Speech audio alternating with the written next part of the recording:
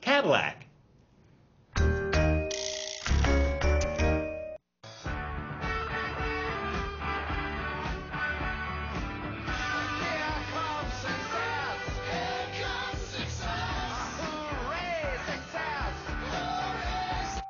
Hi, Chris. Hello.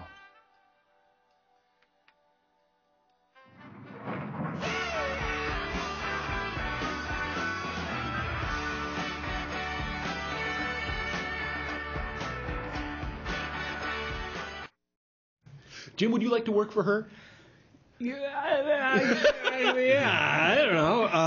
I was very lucky. When I worked in television, I worked for women. They were always my bosses. And the model of leadership was completely different from this. It was that, this is fear.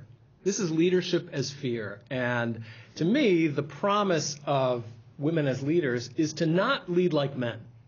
And at least in the way that is oppressive and fearful and terrifying and terrorizing, that I think they're trying to reflect here.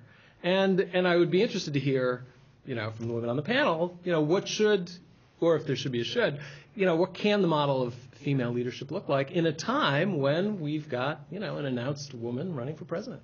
It looks apparently like bankruptcy for Cadillac. There you go. There you go. Is this it?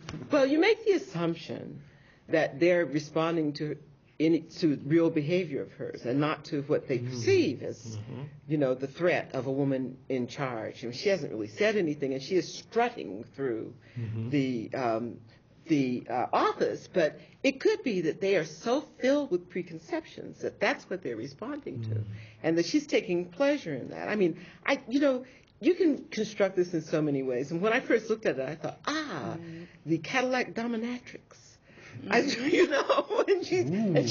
she's whipping them, and then she's enjoying their humiliation at the end. But that assumes that she's doing it, and not that they're just filling in. Their fears. They're not projecting their own fears onto her. And which is what I did. And she's responding to it. So, yeah. I had a similar sort of sadomasochistic kind of interpretation of it, because she's very clearly liking it, and at the end she's cackling in a wicked kind of way. She's wearing black for the most part. She's got a touch of white, and she very much enjoys being in charge and being feared. Notice that there are no women who work for her. Exactly. Very interesting counterpoint, which is another sort of, you've got this very strong gender difference. She's enjoying the power. I think men think that women like that and enjoy that, when in fact, as you pointed out, it's typically not the model of leadership that women like to project. The research on women as leaders shows that they are very much engender lots of interaction, lots of dialogue, and that groups that work for women leaders typically find stronger commitment to the group than if they work for men leaders, which is not to say that women are overall better or worse than men, but typically the setting is nothing like this commercial. There's more cohesion. There's a lot more cohesion. And there are other women around, by the way. Well, of course, I have to buck the trend here and say that, to me, all she is very confident, maybe overconfident. And I think what they're showing is what everyone says, that confidence is sexy. And that they're showing a strong, powerful woman in this ad. That doesn't necessarily mean it's a sadomasochistic situation. If this ad had a man in it, nobody would blink twice. And that's why I think it's interesting as a commercial. It's a reversal.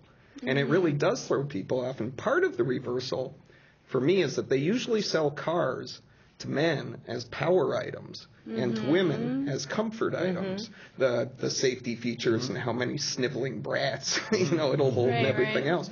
So to see them selling this power car to women as a power car, I thought it was a really neat reversal. You didn't think the pen leaking was a sexual innuendo? Oh, of course it was. Of course it was. Well, it could have been, standing for him peeing on himself too. Well, yeah.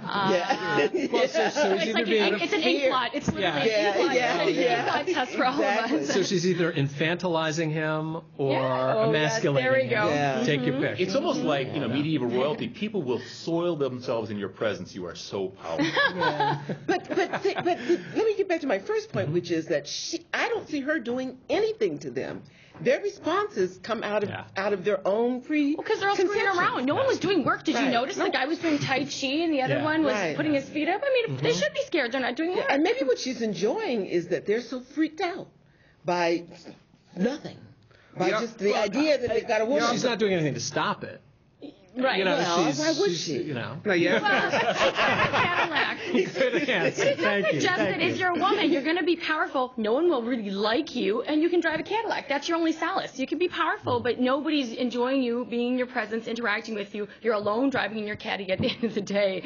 I guess that's what it means. Well, I think we have to consider also the question of whether she has the Cadillac because she's powerful, or if she's powerful because she has the Cadillac, which I think would be more the point that a Cadillac ad would be trying to make by our product. And I'm going to go with power. just kind of what's assumed through it, at least most people's reading of it, is that she's really reveling in the power. And the line is, enjoy the driver's seat. Yep. Could she possibly enjoy a steering wheel as much as she would enjoy a buggy with a whip? I mean, it just seems like that's her bit. Anyway, time for our exit question. What happened to the previous boss, Jim? He's at home cleaning her house.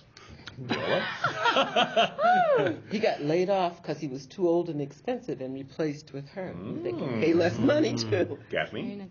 She had to give up her crown as Miss America. Now, see, I'm going to go the opposite way and say she was always the boss. What makes you think she wasn't? That someone got fired. Touche. I think he got caught backdating stock options.